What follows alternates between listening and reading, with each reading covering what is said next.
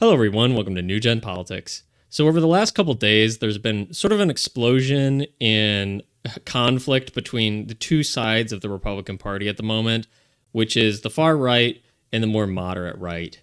And this all stems from an interview between Jordan Peterson and Joe Rogan, where Jordan Peterson kind of just went off about the Groypers, that's Nick Fuentes' audience, and that kind of far right part of the Republican Party, and basically called them all psychopaths, that they're all grifters, that they're all trying to do this as like a troll, pushing the party further to the right. And so we've seen this conflict between the groups of people that support like Nick Fuentes and Candace Owens and that more far right, more populist part of the Republican Party versus the more moderates like Ben Shapiro, Jordan Peterson, Charlie Kirk. And this is something that's been happening for a long time, and it's going to continue to happen. And I think the problem with it, that why it's going to continue to happen, is because there is no communication between the two groups, basically. Because although the people on the far right, Nick Fuentes and Candace Owens, and even like Tucker Carlson, and some of these people aren't even like that far right, but they're willing to engage with ideas that they do not hold. They're willing to explore possibilities for the future of the country that does not involve us getting sent back to 1950 politically, versus like the Daily Wire people who refuse to engage with ideas that are not their own. And like Jordan Peterson calling them psychopaths, saying they're all a bunch of liars or whatever. And the proof of this is that none of them will debate Nick Fuentes. Say what you want about Nick Fuentes, whether you like him, dislike him, love him, hate him. He's a big name in the right side of the party at the moment. He continues to grow and gain popularity. He has a good network of people around him, so he is influential. Even if that influence is kind of small, when he speaks, people do listen. And the fact of the matter is that the bigger names, like Ben Shapiro and Jordan Peterson, Charlie Kirk, refuse to engage with him. Nick Fuentes loves debating. He wants to debate them. He has asked on several occasions. And Ben Shapiro will not debate him. Jordan Peterson will not debate him. Charlie Kirk will not debate him. They will throw out barbs about how he's evil and a psychopath and a grifter and whatever, but they won't debate him. And I'm not someone who says you need to debate everybody. You have an obligation to debate people you disagree with. The problem is they're being hypocrites because they are always talking about the free exchange of ideas and discourse and how great it is. And then they make up these excuses to not debate Nick or even Candace or really Tucker. They just like make up excuses not to debate these people. And usually the excuse is, we don't want to platform those ideas. It's like, you guys have platformed OnlyFans models. You have platformed far left extremists. You engage with like the active members of the trans community, the LGBT community, some of the most far left people. You platform them to debate them, but you won't debate Nick Fuentes for some reason. And it's a growing animosity that's coming from that far right that says like, you guys are just like, you're cowards. You won't debate and engage with ideas. And those people garner this belief that they think, oh, well, they don't want to debate because they'll lose. And that may be the case. It may very well be the case, because they have all these flimsy excuses for not debating Nick Fuentes. You know, he's too far right, whatever, his ideas are bad. If his ideas are that bad, if you can put them down that easily, you should debate them for the sake of everybody, right? The point of a debate is more for the audience than the people. The debaters typically are not going to ever find common ground. They change each other's minds. It's more about the audience and what they gain from taking in this information, this debate. So if you're Ben Shapiro, you should say, I don't like Nick Fuentes. I don't like his far right rhetoric. So I'm going to go debate him and shut down his ideas and prove that they're wrong, that they don't hold up to scrutiny. But he won't do that because it may very well be the opposite, where Ben's ideas will not survive under scrutiny, real scrutiny. Not scrutiny by college students who do not know how to debate. Charlie Kirk is very, very much willing to go on a college campuses and debate college students because he can easily win against them. He's very much willing to do that. Even people that his ideas, they think they're crazy, even people who've wished violence against him.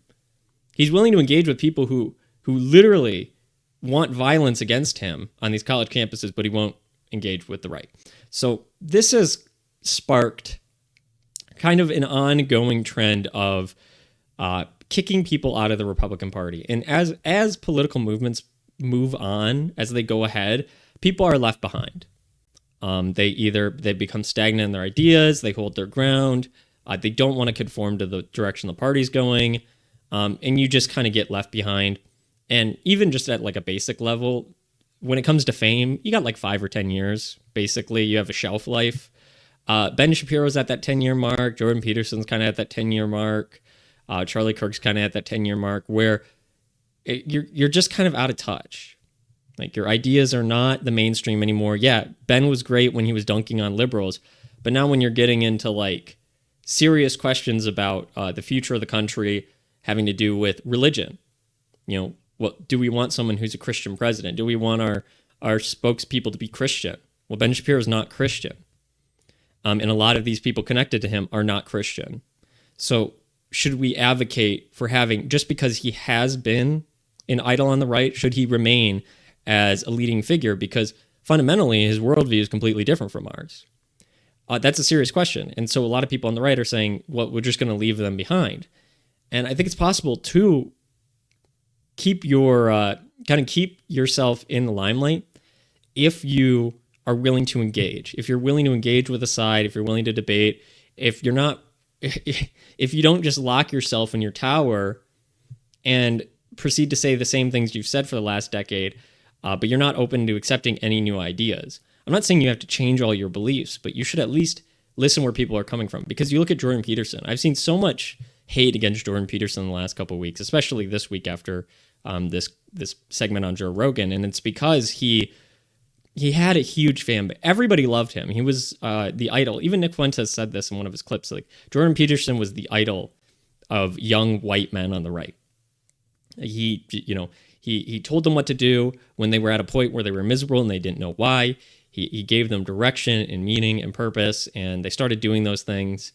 And then eventually he switched from doing the meaningful psychological sort of conversations to being full in on politics. Well, Jordan Peterson doesn't really know that much about politics, and it's just not his avenue. It's not his area of expertise. You don't have to know everything.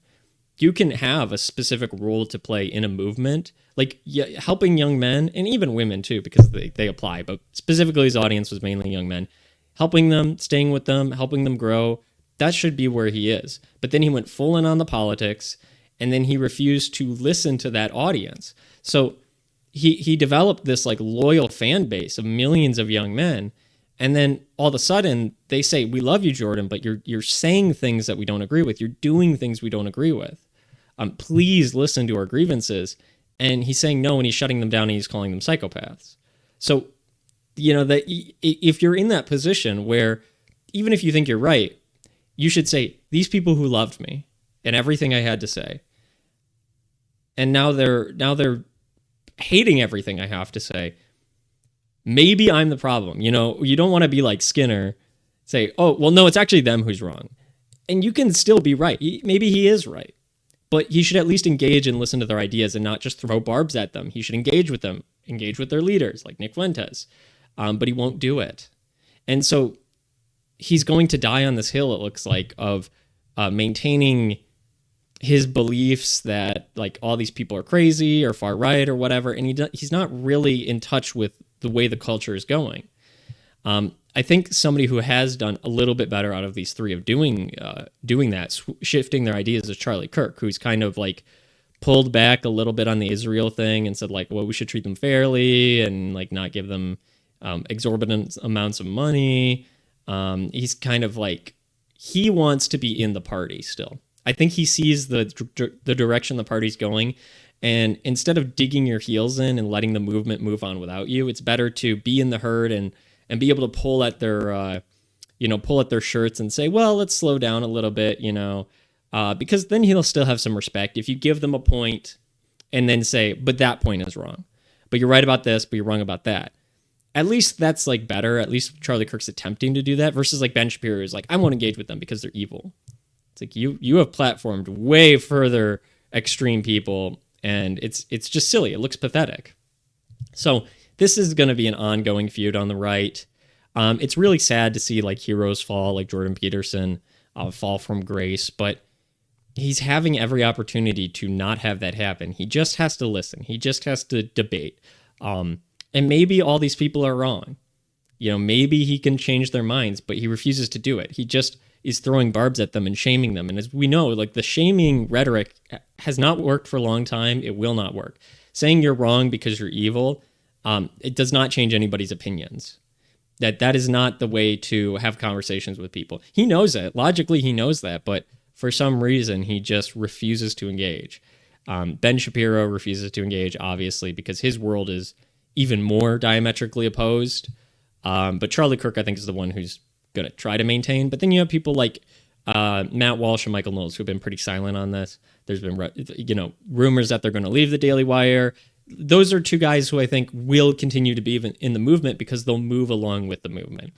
They'll say, okay, Judeo-Christian values is not a real thing. We want Christian values. They're starting to do more kind of walking things back, trying to understand the core of what are these people's grievances? What does America first really mean?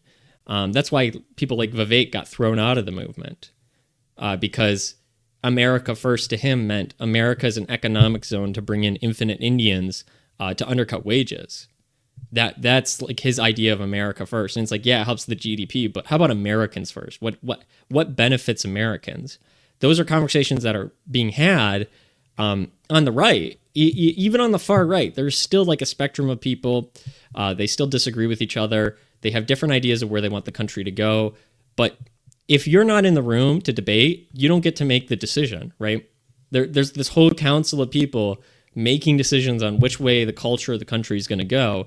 And Ben Shapiro, Charlie Kirk, and Jordan Peterson have rejected the invitation to be in the room. They've rejected the premise of debating on which direction the country is going in. They want to dig their heels in and just throw insults.